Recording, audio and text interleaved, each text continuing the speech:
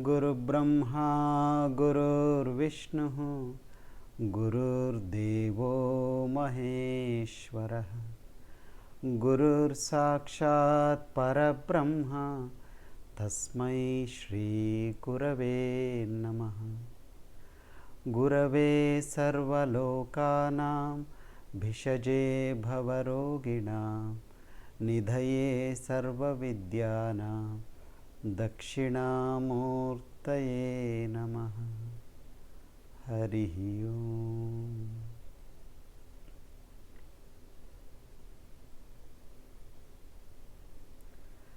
Shruti Smruti Puranana Alayam Karunalayam Namami Bhagavat Padam Shankaram Loka Shankaram Shankaram Shankaracharyam Keshavam Badarayanam Sutra Bhashya Krutau Vande Bhagavantau Punah Punah.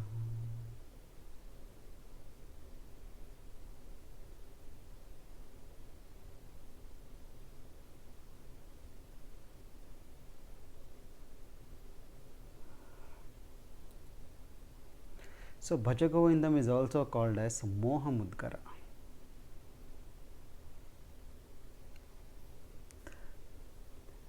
Mudgara means a pounding staff. Do you know the pounding staffs which they still use in villages now, I think, to crush the rice and all, yeah? There is a long cylindrical stick like with a metal end on both ends. You all know that, you all remember? It's called, in Kannada I call it vanake, I don't know what they call it in other languages. It's a pounding staff. The pounding staff or the mudgara crushes what is underneath it. So, these shlokas of Adi Shankara are not told softly or nicely, they are meant to crush the attachment in you, crush the ignorance. The main reason for our ignorance is our attachment to the world, and is trying to cut through it, destroy that, shatter that with the crushing force of knowledge.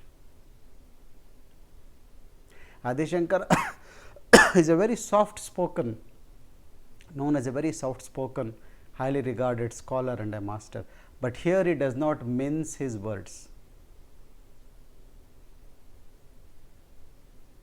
He starts off saying Mudhamate. Mudhamate means literally, you idiot. When will you call somebody an idiot?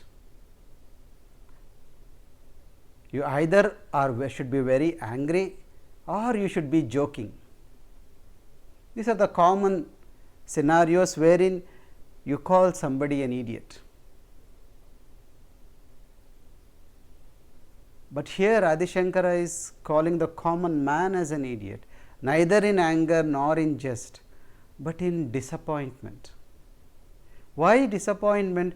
He is saying it is right in front of you, the evidence of the uncertainty of the world, of the misery that the world has brought to you, and you know it, but you just do not want to acknowledge it. You know what is the source of your pain, you know what is the source of your suffering, but you still do not want to let go of it. Only an idiot will behave like this. So, again and again he keeps saying this Mudhamate, Mudhamate, fool, stupid, idiot, drop this foolishness, wake up. If somebody is wise, you just need to whisper to them and they will get it. But if somebody is in deep slumber, then you really have to poke them, throw some cold water on them to wake them up. So, these shlokas are meant to be the thick skinned ones. Come on, wake up. I know you know what I am saying, but now I want you to recognize that by yourself and act upon it.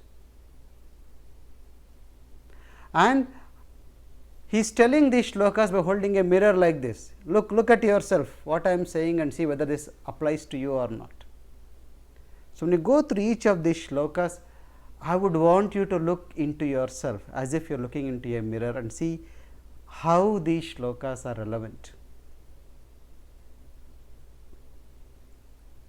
Very important. For somebody like Adi Shankara to call the common man as a fool, it takes a strong amount of, what do you say, a disappointment from within. Say, come on, time is slipping by, how much more do you want to know? So, once again, as be told, the majority in the world, they are more comfortable with the Dvaitic aspect of duality in life, me and everything else. So, this appears like a scripture on duality, saying Bhaja Govindam, go sing the name. If you look at a lot of people who have commented upon it or spoken about it, even now they say is chant the name of Govinda. Though it on superficially appears like that, very cryptically he has hidden the gems of non-duality, of the highest knowledge of the self. So, just need to scratch the surface a little bit. So, we saw last time when we said Govinda also means the upkeeper of the knowledge. Bhaja also means to share. So, Bhaja Govinda means hold on to the knowledge and share this attitude of being in knowledge. Samprapte sannihite kale. See, sannihite kale in a literal sense may be death. As death approaches, what is it is going to safeguard you? But sannihite kale also means in those tricky situations of life, in those situations of life where it appears the whole world is trying to crush you down, what is it that will support you? We all go through these phases in life where, in spite of having everybody around us, we feel we are left alone. There is nobody to help us, to support us. We seek the refuge of the world to solve our problems.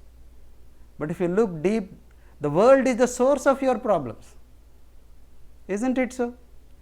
The greatest pain to us is caused by the people closest to us. And for them we dedicate our life. Again and again we go through enormous amount of troubles and difficulty to make something happen in the world to these so called 3, 4, 5, 6, 7 people whom we think very close. But whenever you have fallen down, fallen flat on your face, just look at it. Who lifted you up? What is it that brought you up? It's the strength within you. It's the knowledge, it's the support, it's the grace which has uplifted you, and not the people or circumstances. It's in fact these things which you rely on are the ones who are the source of your trouble. So, this is stupidity is saying, what is causing you trouble? You are asking it to solve your problems. We want to be relieved of our karmas, and in trying to do that, we are accumulating more karmas in life, because we think we can do it through action by fixing things. So, samprapte sannihite kale, nahi nahi rakshati dukrung karne. Dukrung karne is the grammar that man is memorizing, repeating again and again. This repetitive pattern is also samsara. Again and again you commit to the same thing, do the same mistakes, go and get stuck in the same places. Again you cry. He says, this will not help you, this will not support you. You have to rise above this. You have to get up and move on. So, there are 31 shlokas in the Bhaja Govindam. But if you look at the purists, they say only 13 was given by Adi Shankara, and the remaining were given by his disciples, who spontaneously sang as he was telling these songs. So, sometimes you will feel the shlokas, 2 or 3 shlokas, a little bit of repetition or saying the same thing slightly different ways. So, it may be true, but it does not matter. Each shloka is quite beautiful and quite significant.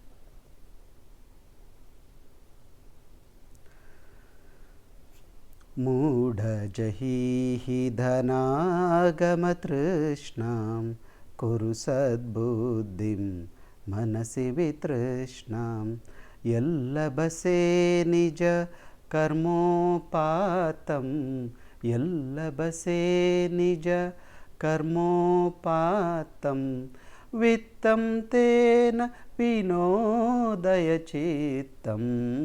भज गोविन्दं भज गोविन्दं गोविन्दं भज मूढमते.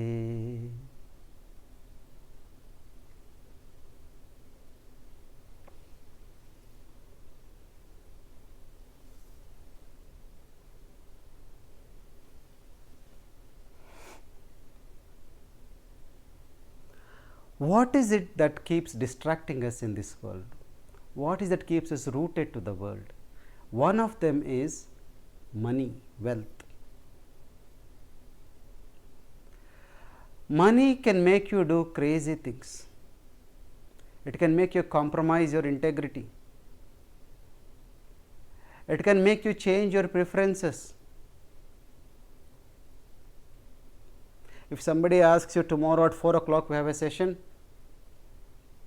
people will be reluctant to get up and come at 4 o'clock. If somebody says, if you come tomorrow to work at 4 o'clock, you will get double pay, most people will go. Suddenly you will find reasons to justify what you are doing when money comes into the picture. So money can corrupt you very, very easily. But what have you done with all the money? Money gives you a false sense of security. We think more money we have, the more secure we are. There is nothing wrong with having money. Money brings you comfort, money brings you luxury. Money makes life easy. As long as money is the means, there is no problem. But once you make money the end of your life, that is the problem. When you make everything run around money, when you keep money as the center and work around everything around it, that is a problem. And no matter how much you earn, how much you can enjoy of that money is predetermined already. Do you see this? Most people, especially the rich people, die with lots of money somewhere rotting in the bank accounts. They are not able to enjoy any of that. But just that desire or greed is not gone. Do you see what I am saying? In the Yoga Sutras, Patanjali says, Jati, Bhoga, Ayuhu. These three things are predetermined. When this life, you come into this body, with your prarabdha karma comes what all you can enjoy, how long you are going to live, and where you are going to be born, in which womb you are going to come out. You got no control over it. And if you look closely in the world, people who have less wealth, they are more friendlier, they are more open. People who are very high earners, they have built huge compounds around their houses, nobody can even get into there. People with less money, they live in the same compound, many people, they walk into each other's houses without too much of a worry. Do you not still remember as you were growing up in India, people, your neighbor used to give their house keys to you saying that we are going on a holiday, please switch on the light in the evening, or somebody go and sleep in the night. Do you think any of the higher earner people will do that, go and give the keys to the neighbors and say, come and sleep in my house? You have got security cameras everywhere. CCTVs are there, but you don't trust people. The more richer you become, the more insecure you are, because you think you have got so much to lose. When there is less money, what else? What you have got to lose? There is nothing to lose. So you are more friendlier, you are more open, you are more relaxed, and you are more generous as well. This is the crazy thing about this. You think money makes you more secure, but the more money you have, the more lonelier you become, the more mistrustful you become. You don't know whether people around you are there for you or for your money.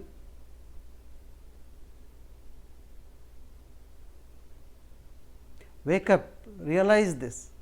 Your biggest wealth is the people around you, are the good deeds you do, not the thing that keeps on growing in your bank account or that stays somewhere in some land somewhere where you may not even go. So he says, he starts saying Mudha, Mudha jahi danagama trishnam, Fool, drop this desire or craving for money. Trishna is thirst, greed for money. Only when this greed or craving comes down, then the generous aspects of you come up. Sad buddhi, the benevolence comes up in you when you have a sense of abundance. That's okay. I don't need too much of it. When it's okay to have as much as you want, but not being too fussed or trying to make your life run around it. In your desire to earning money, are you compromising on your health, on your values, on your integrity, on your spiritual growth, on your practices? Then there is something wrong. And whatever you are destined to have, you will get it, don't worry. Yallabase nija karmopatam. Whatever through your karma you need to have, you need to enjoy, that will definitely come to you, don't worry. What is yours will always be yours. What is not yours, no matter how much you try to hold on to it, it will slip away from you. Vittam tena vinodaya chittam. What comes to you unasked, enjoy that. He is not saying resist wealth, suppress the desire for. He is saying whatever comes to you as part of your karmic, as part of your providence, or what is due to come to you, enjoy that. But drop this craving for money, drop this thirst for money. It will only make you restless. When you are restless, when your mind is not settled, you are like that agitated pond where you can't even see a clear reflection of yourself. So, first thing which keeps you restless and agitated is what? Wealth. He says, be careful, be aware of this, that what you need to have, you will get it. Be relaxed and drop this craving for money. Only then the generosity, the benevolence in you will open up, the mind will settle down and you are able to connect to the knowledge. And this is what in Yoga Vasishta says about contentment, isn't it? Contentment is enjoying what you get without asking. And that is what they say as Uparati. What is Uparati? Uparati is finding joy in what you have right now, rather than trying to find joy in what you don't have.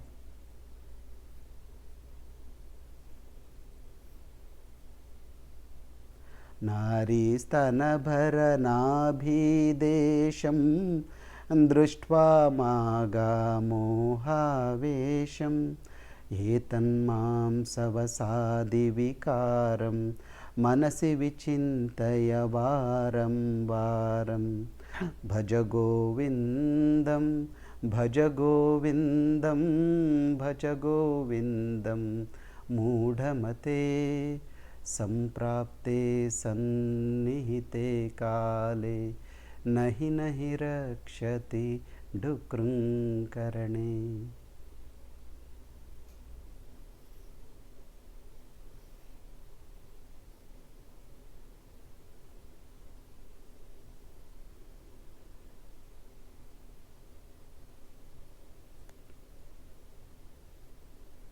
The second thing which keeps you distracted and restless is lust. What triggers lust in you, or what increases the craving for lust, is visualization, is seeing or visualization or imagination of the body part of the opposite sex. Here he says, lust is once again that fries you. It gives you joy, but it drains you enormously. You are wrecked. The same object which was so beautiful loses all its beauty immediately after the act is completed. In love, you want to give yourself to the other. In lust, you want to consume the other for your own pleasure.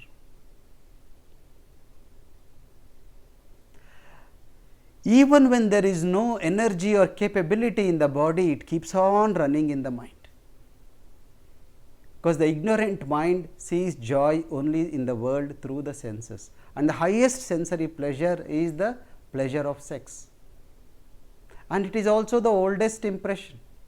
Through all these lifetimes, We have done three things. We have ate, we have slept, and we have had sex. So it's very difficult to overcome this impression, the vasana of lust. So how do you rise above this? Yes, lust once again, like money, if as a means is fine, but if that becomes the end goal, if that is what is running in your mind all the time, then once again it is taking you far away from your true self.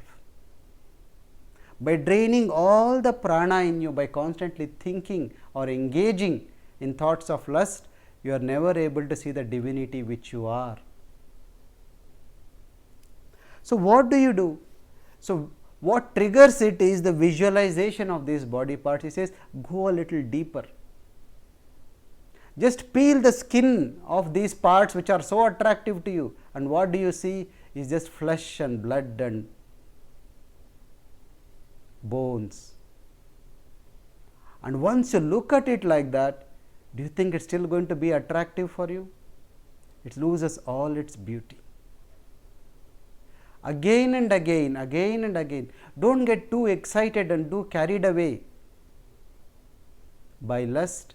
Again and again remember, remind yourself that these are nothing but the vikaras, the distortions of flesh and blood. Etan mamsa vasadi vikaram. This is one way to lift yourself out of this craving or obsession about sex, about being completely drained and drenched through thoughts and ideas of lust again and again. How do you do?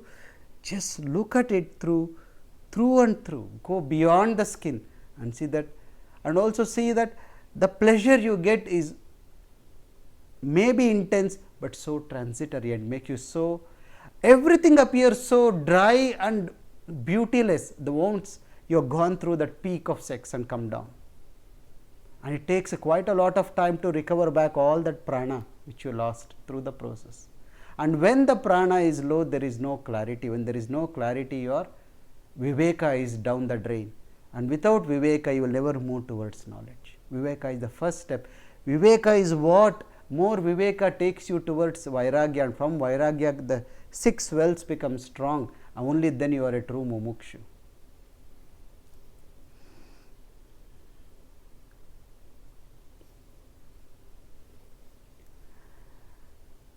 Nalini dalagata jalamati taralam tatva jivitam atishaya chapalam vidhi vyadhyamim managrastam vidhi vyadhyabhi managrastam lokam shokahatam cha samastam bhaja govindam Bhaja Govindam, Govindam Bhaja Mudhamate.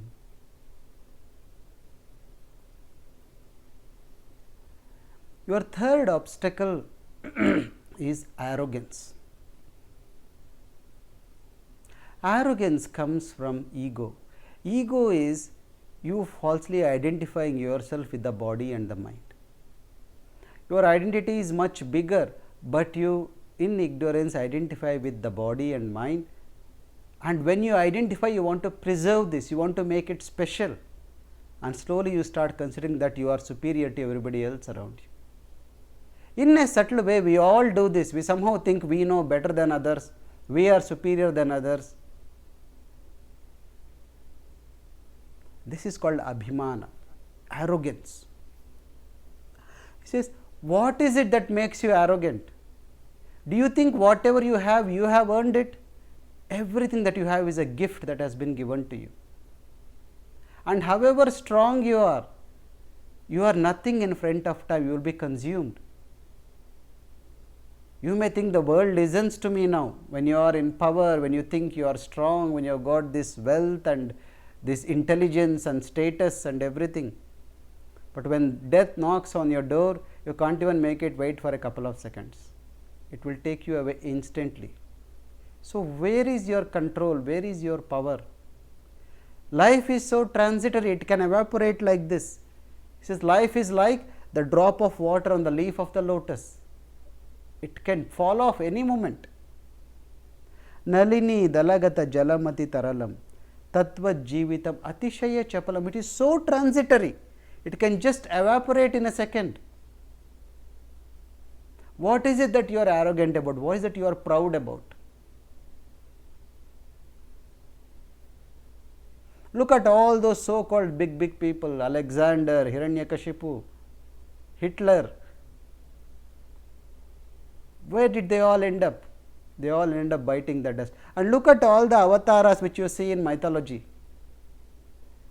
The god had to come as avatar not to clear anybody's ignorance, but to take away the arrogance. All those who were destroyed, who need the divine to come and destroy them, were the arrogant people.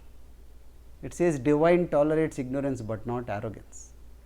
So arrogance, what is there in English? Pride comes before the fall, something like that. Before you bite the dust, you roam around as if there is nobody greater than you. He says, drop this lokam shoka hatancha samastam. The main cause of all misery in your life is this arrogance in you. There is this thinking that you are superior, is that you are very powerful, you are in control. This is nothing. All this is stupidity. Just wake up and see, in a second everything can be finished. Thousands of people will sleep tonight and may not wake up tomorrow. That is the truth of life. Life is so short and so transient. And in this life, why do you want to waste all energies in trying to prove that you are somebody, you are something? And why don't you hold on to somebody, what somebody said to you as well? How can you talk to me like that? Yeah? Yesterday I went to a restaurant and I wanted to order something. So what I ordered was not there. So they said, what we have is full meals. I said, that is too heavy for me. So I want to tell him, give me half here and pack me the rest, because I can't eat the whole thing. But because it's a restaurant where a lot of the people who were serving you were in Tamilians, I was trying to speak in Tamil and I messed it up. So I was trying to say something in Tamil which I didn't know very well, and this person wasn't understanding what I was trying to say. So he stopped me and said, what language do you speak? Kannada, English, Tamil, Telugu. He knew 5 languages. And when I said what language, he said, so speak in that language. What do you want? At that point in time, it hurt you somewhere deep inside that this person is he's showing me what to do. But very quickly you will realize that he put you in your place. He was being very practical and pragmatic about it. So ego can come up in small little places. You need to be really alert to it. Instead of being angry and thinking, how dare he speak to me like this? Divine is there in every way. If you go off track, he will slowly bring you back in the middle. Come on, this is what you need to do. You see? So don't hold on to this false sense of self-importance. Tomorrow you disappear, nobody will miss you. I'll tell you, the world will not miss you at all. So many people have come and they have gone. Do you miss anybody? Even people like Mahatma Gandhi you don't miss. People like Abdul Kalam you don't miss. Maharshi Mahesh Yogi also you don't miss. So all big people come and go, like that you will also come and go. Nobody will miss you. Even your own family will miss you for a couple of days, that's all. Then their life will carry on. So drop this sense of I am very important. You are nothing in this existence. You are not even as big as a drop in the ocean. And knowing this, there is a sense of humility, a sense of gratefulness that I am nothing, but still so many miracles of the world move through me in this world. And in that gratitude, you rise. That's how you rise above the pain of arrogance. Lokam shoka hatancha samastam.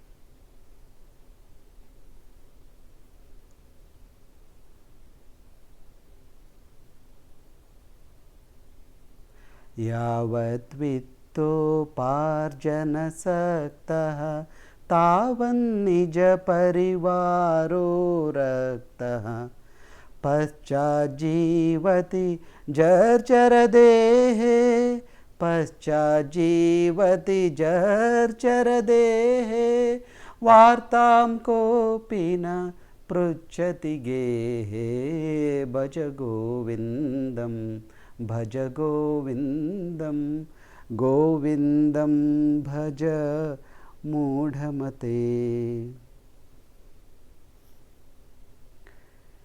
He emphasizes a little bit more on this too much of self-importance. He says everybody has a phase in their life where they are at their peak. When they are at their peak of their productivity, then the world recognizes them, looks at them, supports them. Once you are past that, nobody cares about you. You know, all these people in big positions, once they retire, even the person at the door will not salute them anymore, and that is what they will miss. Once they retire, they lose all their value, all their importance is gone, because you have kept all your importance in that chair. You do not realize that the importance was not given to you, but for the chair on which you are sitting. You moved out of the chair, somebody else sat, that person gets all that you were getting. You see what I am saying? It says, Yavat vitto parjana saktaha. Until the time when you are useful, when you are productive, when I can get something out of you, I will give you respect. When there is nothing I can squeeze out of you, when you are useless, why will I worry about you? And here he says, not to anybody, he says your own family. Tavan nija parivaro raktaha. Your family is also interested in you as long as you are the provider for the family. Once you become the dependent in the family, once you fall down, once you become ill, once you start losing your marbles in life, once you become a burden, then what they will do? Paschajivati jarjaradehe. Jarjaradeha means when the body becomes weak. When old age creeps into it, when the body has got no strength, when you can't even stand up and shout loudly to anybody, when you have to request everything, vartam kopina pruchati. In your own house, nobody will ask how you are. This is the reality. Once you become bedridden and weak and useless, 1 day, 2 days, 3 days, somebody will look after. Thereafter, then you will become another furniture in the house. They will tidy you up, they will keep you there, give you what you want, and then move on. You are no longer worth their time. You have done it to others, you will have, same thing will happen to you as well. This is the logical progression in life. And this happens automatically in the animal world very easily. If you look at them, if the baby which is born is incompetent or disabled, the mother itself kills it in the animal world and then lets it away, because it becomes a burden straight away. It knows it can't survive in this strong world.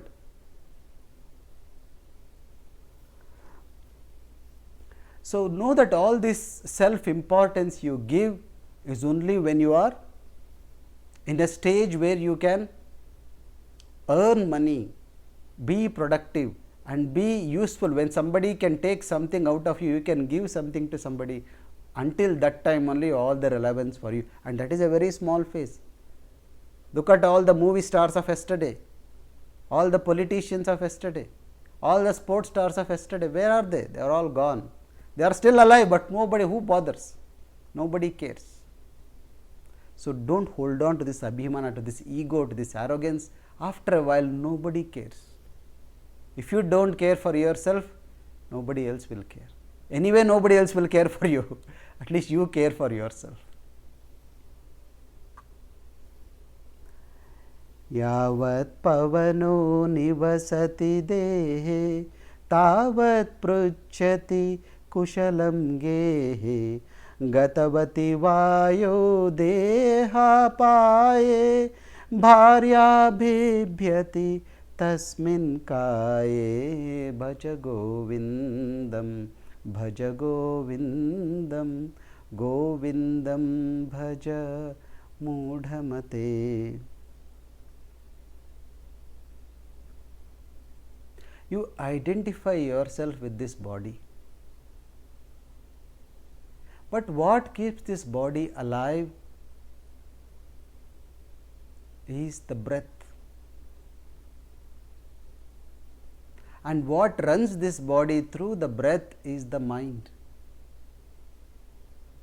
As long as these two are in your body, only until that time your body has got some value. So, he says, until the air is moving in and out of your body, until then people will ask, how are you? What are you doing? Are you all okay? Kushala means, are you doing okay? Can we help you out? Whatever. A conversation happens only as long as this prana is there in this body. Once the air leaves the body, gatavati vayo deha paya, once the air goes out and does not come back in again, once the prana and the mind, subtle body leaves this body, bharya bibhyati tasmin, even your wife is scared of this very body. Do you know the moment somebody dies, you stop calling them by their name? Do you see this? The same person with whom you spent so many years, you hugged, cuddled and moved around with them, you start addressing that as the body. This is the reality of life. He says, even your wife will be scared of this very of your own body once this air leaves the body. Once the prana has gone, bharya bibhyati tasmin kaye. Even your loving wife or husband will be scared of this body. So, each of these shlokas, just dwell on them little bit. They are the realities of life. They are hard facts of life, and he is telling them, first he is telling them, all this is telling so that your attachment to the world weakens. And what do you need to do next? He continues. Okay, so now I am not very much attracted to the world. I am able to let go of the world. What do I need to do now? He moves on. So, what did we look at? We looked today at wealth, the greed for wealth, the bondage of lust, arrogance, too much self-importance, and the reality of life, that even people whom you consider very close to you, they are only interested in you as long as there is some essence, some substance in you. Once this beauty called breath vanishes from your life, you are useless. You are just like a log of wood. You will be disposed of and burnt. And that is where you are going to be ending. So, when the time is ripe, when you have got strength in your body, sharpness in your intellect, develop this interest towards the Brahman, Brahma Vidya, Brahma Padam Tvam Pravisha Viditva. Knowing all this transient nature of the world, now start walking towards the world of Brahman, enter the world of Brahman. He says, very good, very good.